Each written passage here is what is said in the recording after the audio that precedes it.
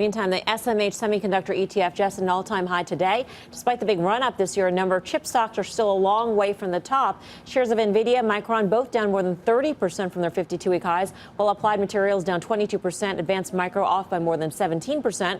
For more on these chips and how to play catch-up with the group, let's bring in our resident chartist, Chris Verrone. Yeah. What are you looking at, Chris? You know, he's going up again twice in one double. I know, double. Animal style. It goes up 3. It's remember the triple and the triple. I think we want to stay long here, and you know what's compelling is sometimes we forget what the longer-term price action looks like. This is the semis over the last 25 years.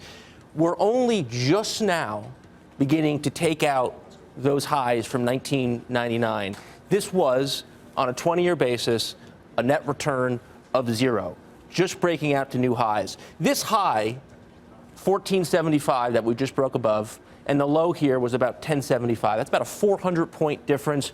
We can then extrapolate, we think ultimately 400 more points before you get your next target. That's how we measure price targets. And you know, when we look at the semis just in terms of message, I think one of the really important stories is that you're starting to see the semis now outperform software. That is a big change from last year. In the low growth scare environment, semis underperformed all year. That has started to change here. I think this is a reflection of cyclicality. I think it's a reflection of global growth.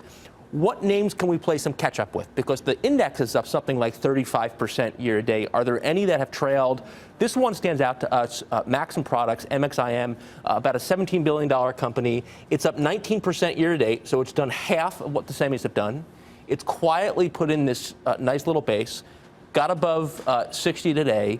We suspect this one gives a run back at those old highs near 70. So we got some room here, 60 to 70. I think it's a way to play catch up. But when we put the group in context, this is 20 years of nothing, just beginning to break out, outperforming software as a pro-cyclical, pro-growth message. And that's what we like to see. Pete, would you say long semis here? I would. I actually like a lot of these names. I'm in a lot of these names. One of the names I'm still in is Xilinx. And I know it's down.